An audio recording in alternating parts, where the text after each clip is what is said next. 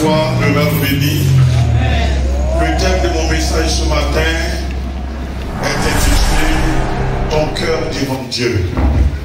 Ton état de cœur devant le trône. Quand Dieu voit ce cœur, comment est ce cœur? Le jeudi, j'ai parlé du réveil et l'obéissance. Je dis, il ne peut pas avoir de réveil sans obéissance. Il ne peut pas avoir de réveil sans obéissance. Et ce matin, je dis aussi qu'il ne peut pas avoir de réveil sans un bon cœur. Autant il ne peut pas avoir de réveil sans obéissance, il ne peut pas non plus avoir de réveil sans un bon cœur. Parce que quand nous parlons de réveil, j'insiste, on parle de la présence de Dieu dans la vie d'un homme ou d'une femme. On parle de la présence de Dieu dans la vie d'un homme, d'une femme. On parle de la manifestation quotidienne, n'est-ce pas, de Dieu dans la vie de cette personne. Ça veut dire, c'est quelqu'un qui marche sous l'onction. Ça ne veut pas dire qu'il prophétise à tout moment. Ça ne veut pas dire qu'il prie de 24 heures jusqu'à 24 heures. Non, mais il est continuellement dans l'Esprit de Dieu. Il marche dans l'Esprit de Dieu, conduit et guidé par le Saint-Esprit de Dieu. Et Dieu dit, 2025, année du réveil. Et je te donne des éléments avec lesquels tu peux concevoir ce réveil-là avec Dieu. Je t'en ai cité plusieurs. Et ce matin, je suis arrivé sur le cœur et le réveil. Ton cœur et le réveil. Tu as, avec lequel tu peux marcher avec Dieu. Quel est ce cœur? Allons-y dans le livre de Hébreux. Hébreux au chapitre 3, le verset 12 au verset 15. Et nous allons terminer avec 1 Samuel, le verset 16 au verset 7. Le livre d'Hébreux au chapitre 3, le verset 12 jusqu'au verset 15. Oui. La Bible nous dit ceci ce matin. Prenez garde, frère. Prenez garde, frère. Que quelqu'un de vous n'ait aucun cœur mauvais. Que quelqu'un de vous n'ait un cœur mauvais. Et incrédule. Et incrédule. Au point de se détourner du Dieu vivant. Au point de se détourner du Dieu vivant. Mais exhortez-vous les uns les autres. Mais exhortez-vous les uns les autres. Chaque jour. Chaque jour. Aussi longtemps qu'on peut dire. Aussi longtemps qu'on peut dire. Aujourd'hui. Afin qu'aucun de vous ne s'endurcisse pas par la séduction. Afin qu'aucun de vous ne s'endurcisse par la séduction du péché. Car nous sommes devenus participants de Christ. Car nous sommes devenus participants de Christ. Pourvu que nous retenions. Fermement. Jusqu'à la fin. L'assurance que nous avions au commencement. Pendant qu'il est dit. Aujourd'hui. Si vous entendez sa voix. N'endurcissez pas vos cœurs. Comme lors de la révolte. Amen. C'est mon message à ton endroit ce matin, bien-aimés frères. C'est mon adresse. Chacun a ses principes de marche. Je l'ai toujours dit. Si nous les hommes, nous avons des critères de marche. Celui qui veut marcher avec moi doit être comme ça. Sinon, on peut se connaître, mais on ne peut pas marcher ensemble. Ce n'est pas Dieu qui va marcher avec les gens sans critères. Dieu aussi a des critères. Alors, Dieu dit, réveil. Si tu veux le réveil de Dieu, qui est la présence permanente de Dieu dans une vie, tu dois pouvoir répondre aux critères de Dieu. afin de le mettre à l'aise dans votre marche et que Dieu ne se sente pas gêné. Paul dit alors à l'église au chapitre 3, le verset 12, il dit prenez garde, frère, n'ayez un cœur mauvais. On dit on marche avec Dieu. Mais comment on va marcher avec Dieu? On va marcher avec Dieu en ayant un bon cœur. Alléluia. On demande à Dieu. Mais en demandant à Dieu, nous devons nous rassurer que nous avons un bon cœur. C'est ce qui diffère le chrétien du païen.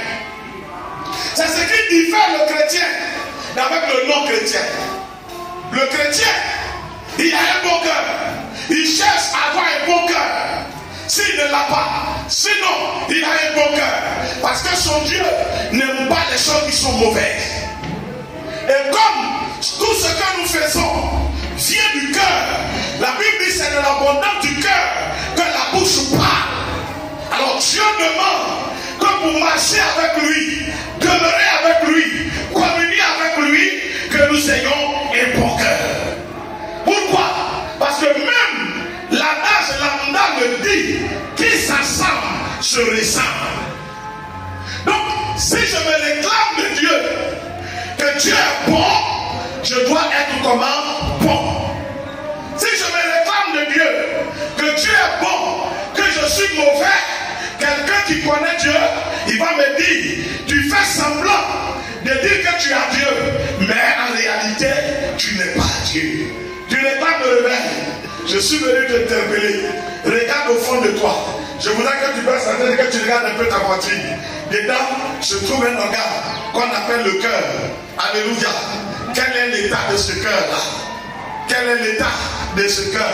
Ce cœur est bon, entretient de bonnes pensées, nourrit de bons projets. Ou bien ce cœur est méchant. Quand tu es à la maison, quelles sont les pensées qui viennent dans ton esprit et des pensées de destruction, des pensées de complot, des pensées négatives ou des bonnes pensées? Dieu ne peut pas s'associer à toi, manifester le réveil dans ta vie, qui est sa présence permanente. Quand tu as un mauvais cœur, il dit que chacun prenne garde, frère, que quelqu'un de vous n'ait un cœur mauvais et incrédule, au point de se détourner du Dieu vivant. Alléluia. Amen. Qu'aucun de vous, vous parlez notre français, qu'aucun de vous n'ait un cœur mauvais. Est-ce que tu m'entends bien? Amen. Qu'aucun de vous n'ait un cœur mauvais. C'est pourquoi le chrétien ne règle pas ses problèmes comme le païen règle les problèmes. Dans une situation, le païen dit, on va se découper tout de suite. Le chrétien ne peut pas dire, on va se découper tout de suite. Parce que le chrétien ne conçoit pas le mal et ne fait pas le mal. C'est pourquoi, je le dis et je le redis, de toutes les crises que la Côte d'Ivoire a traversées, on n'a jamais entendu qu'un chrétien a tué quelqu'un. Non, un chrétien a pris une matière contre quelqu'un, c'est un faux chrétien. Le vrai chrétien, il ne fait pas du mal à quelqu'un. Il n'y a que quelqu'un qui te déteste, qui est en mesure de déchirer facilement ta photo ou de marcher sur ta photo. Alors, il n'y a que quelqu'un qui déteste Dieu, qui soit en mesure de porter atteinte à l'image de Dieu, à la créature de Dieu. Ça veut dire qu'on ne peut pas nourrir des mauvais projets envers des hommes et prétendre aimer Dieu. Si tu vois quelqu'un qui dit qu'il aime Dieu et il pense mal de quelqu'un, même de son ennemi, c'est un agent du diable. Tu vas prier pour que l'Éternel le ramène à la raison. Mais si tu cherches à le détruire, ça veut dire que c'est une sémence satanique qui est en toi. Jésus dit quoi? Satan est venu pour égorger, détruire. Mais Jésus est venu pour que ses brebis aient la vie et qu'il soit comment? Dans l'abondance. Jésus a ses œuvres et Satan a ses œuvres. Et les œuvres de chacun est manifestée par les hommes de son camp. Ce n'est pas difficile de reconnaître les gens du camp de Dieu. Ce n'est pas aussi difficile de reconnaître les gens du camp du diable. Écoute leur langage. Tu sauras qui est de Dieu. Tu sauras qui est du diable. Regarde les œuvres. Tu sauras qui est de Dieu, qui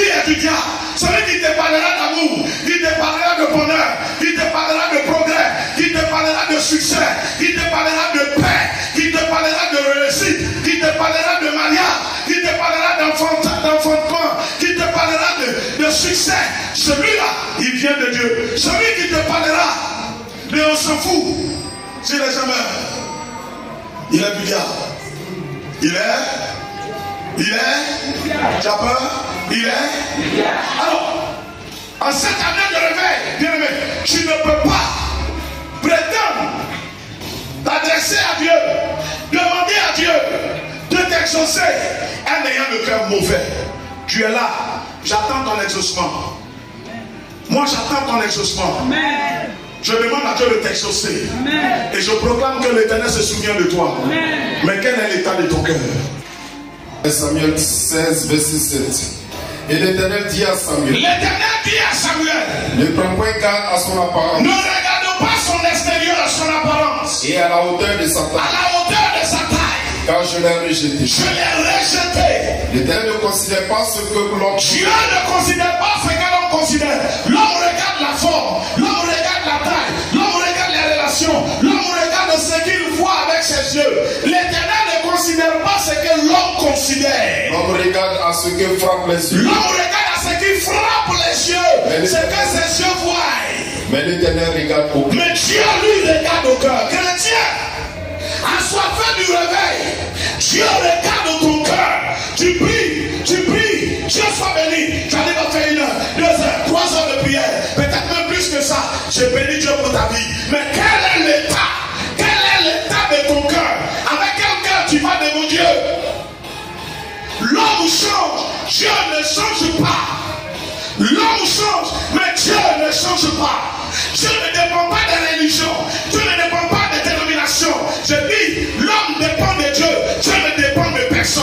Personne ne peut intimider Dieu. C'est Dieu qui va intimider l'homme. Et celui qui ne se laisse pas intimider, il marche à sa tête. C'est pourquoi j'ai parlé d'obéissance le jeudi. Tu veux le réveil. Tu veux le réveil. Mais avec quel cœur? Quel cœur? Tu n'arrives même pas à pardonner à ton frère. Jésus dit, pardonne-nous nos offenses, comme nous pardonnons à ceux qui nous ont offensés. Au lieu de lui pardonner, tu fais des complots. Tu fais des complots. Au lieu de pardonner à ton frère, tu préfères faire des complots pour le détruire, pour le nuire. À partir de ce moment-là, crois-tu que Dieu ne te voit pas? Dieu te voit. Dieu te voit. Et souvent, on se trompe. On croit que toutes nos histoires restent entre l'homme et l'homme. C'est faux. Dieu n'a pas d'autre intérêt sur terre que l'homme. Hey, écoute-moi bien. C'est Dieu, frère. Ce n'est pas le fer qui intéresse Dieu, frère. L'homme cherche le pétrole, mais ce n'est pas le pétrole qui intéresse Dieu, frère. Le diamant, l'or, le jaspe, l'émeraude, le cristolit, toutes ces choses sont recherchées par l'homme. Mais Dieu, lui, s'en fout de ça. C'est pas ce que Dieu cherche. Ce que Dieu cherche, c'est le cœur de l'homme. C'est l'homme qui est le centre d'intérêt de Dieu ici-bas. Donc quand tu as affaire à un homme, tu as affaire à Dieu. Lorsque tu as affaire à un homme, tu as affaire à Dieu. Et je le dis, Dieu ne condamnera jamais quelqu'un parce qu'il a tué un agouti pour manger. Dieu ne condamnera jamais quelqu'un parce qu'il a tué une biche. Dieu ne condamnera jamais quelqu'un parce qu'il allait pêcher des poissons pour manger. Dieu ne condamnera jamais quelqu'un parce qu'il a vidé son compte bancaire pour donner à quelqu'un. Dieu ne condamnera jamais quelqu'un parce qu'il allait brûler ses habits. Dieu condamnera si tu t'en prends à l'homme, si tu détruis la vie de l'homme, si tu nuis à l'homme, si tu cherches à briller la piste, n'est-ce pas, la bonne marche de la vie de quelqu'un. Dieu s'en prendra à toi parce que de tout ce que Dieu a créé, il n'y a seulement que l'homme que Dieu a créé à son image, selon sa ressemblance. Et Dieu cherche qui se tourne vers lui pour l'adorer et marcher avec lui. Est-ce que tu m'entends? L'homme est le seul centre d'intérêt. Et je dis à tout le monde, toi qui me vois, qui m'entends, privilégie l'homme dans ta marche. Aie un bon cœur. Si quelqu'un te fait du mal, pardonne-lui. Même si tu n'as pas demandé pardon, il faut lui pardonner. Le pardon est l'âme des plus forts. C'est le pardon que Jésus a pris pour vaincre Satan sur la croix. Le diable avait tout réuni pour faire échouer le sacrifice. Non seulement il allait mourir, mais le sacrifice n'allait pas prendre. savez, souvent, on a vu quand on est au village, nos parents, ils font des sacrifices et puis on dit que les démons n'ont pas pris. Aujourd'hui, elle sauvera éternellement dans toutes les situations. Le sang de Jésus reste fort, puissant et efficace. On n'a plus besoin de faire notre sacrifice. On n'a plus besoin. Et j'aime le dire, les gens qui sont prêts à tout faire pour gagner l'argent, c'est pour quoi faire? C'est pour faire quoi? Tu n'as pas de maison, tu cherches une maison, je comprends. Tu n'as pas de voiture, tu cherches une voiture, je comprends. Bon, pour ne jamais être à pied, 2 voitures, si tu veux, 3 voitures, je comprends. Mais tu cherches à tout emmagasiner, c'est pourquoi? Qui est-ce que tu as vu qui est parti dans la tombe avec autant de millions? Au point de détester ton frère, au point de détester ta soeur, l'héritage familial, lui seul veut tout prendre. On se fait affamé, qu'un ventre rassasié, plein de souillures. Verset 14. Car nous sommes devenus comment? Participants de Christ. Quand on dit que nous sommes devenus participants de Christ, ça veut dire quoi? Nous sommes devenus membres. Un membre de la vie de Christ, tel que tu es. Oh, dis à ton frère, toi, tu es devenu membre de la vie de Christ.